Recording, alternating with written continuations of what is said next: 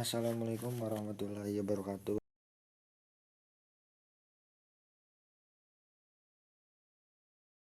Kami dari kelompok 7 membahas tentang protein serabut atau fibroin. Jadi protein adalah senyawa organik kompleks berbobot molekul tinggi yang merupakan polimer dari monomer asam amino yang dihubungkan satu sama lain dengan ikatan peptida. Jadi protein ini terbentuk dari monomer asam amino yang nantinya akan membentuk polimer.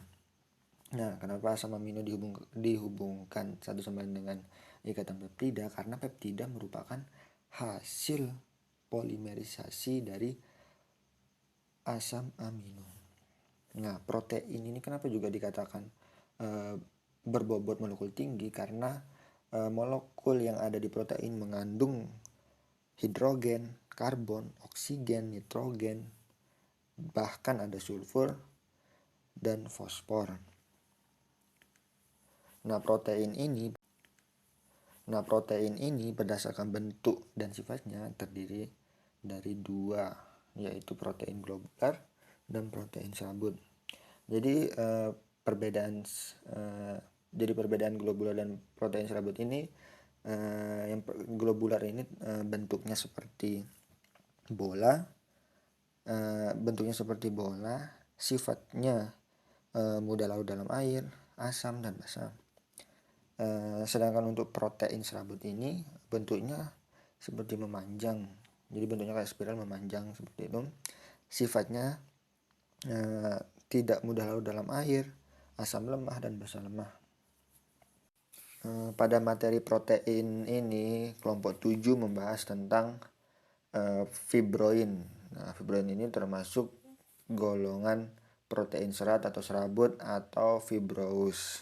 Jadi fibroin ini merupakan salah satu penggolongan protein serabut atau serat. Nah, di dalam fibroin ini memiliki 3 bentuk polimorfis, yaitu alpha helix atau random coil. Jadi alpha helix ini bentuknya seperti coil atau lipatan tertentu, dan alpha helix ini merupakan protein sekunder terbanyak di dalam tubuh.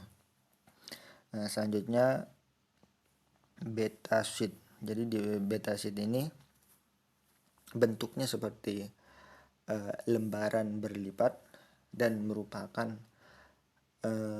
struktur kedua di dalam protein sekunder. Dan selanjutnya adalah sheet 3. Struktur fibroin. Nah, jadi struktur molekulnya adalah makrofibril dengan lebar 6,5 kali 105 nanometer dan terdiri dari kumpulan nanofibril berdiameter 90 sampai 170 nanometer.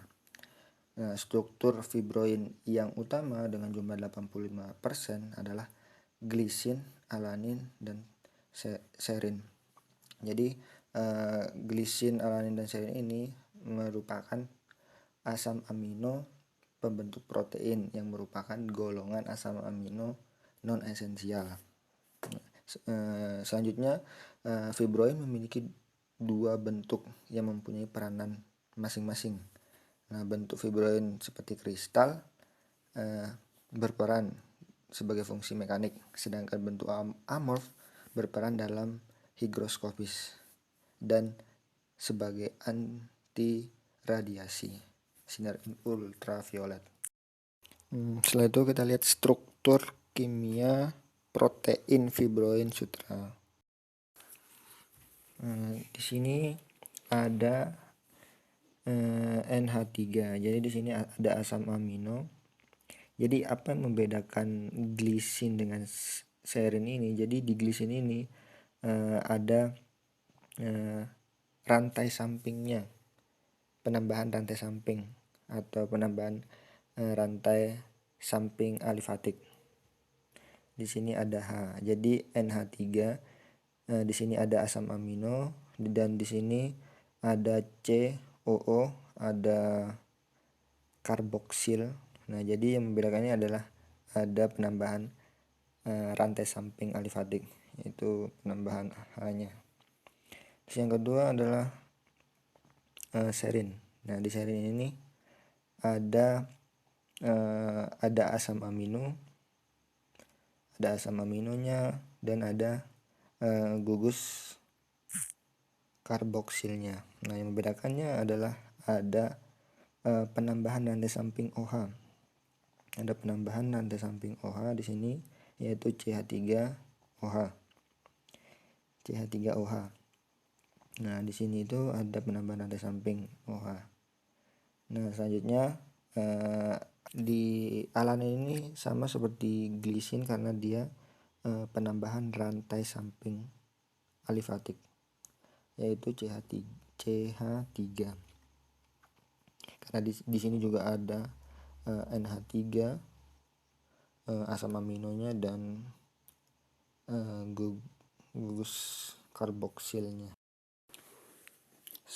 Sifat dan karakteristik fibroin. Nah, fibroin memiliki sifat toleran terhadap suhu hingga 140 Celcius.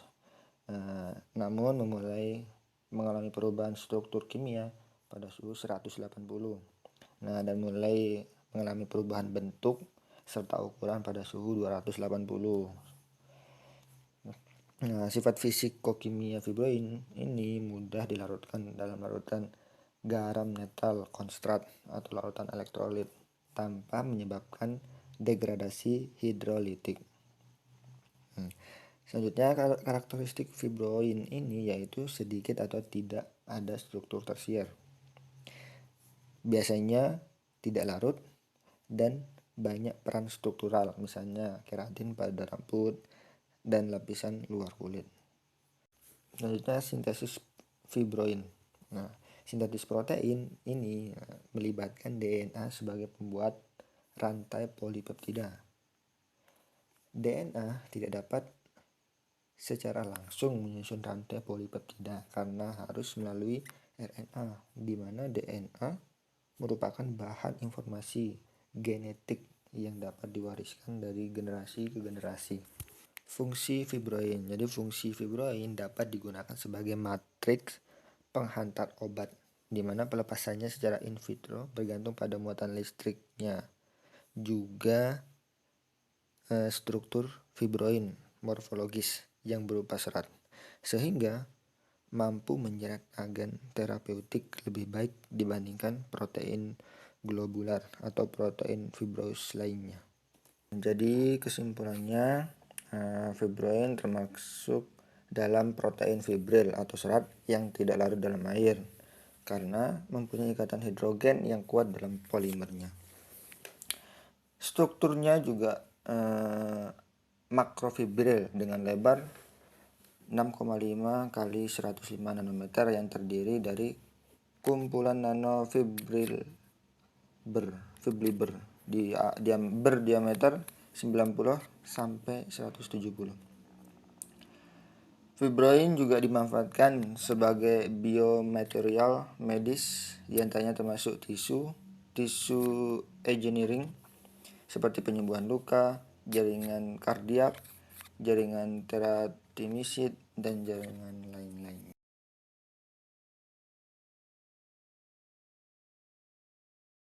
Mohon maaf bila mana ada salah kata dari penyampaian materi tentang protein fibroin ini.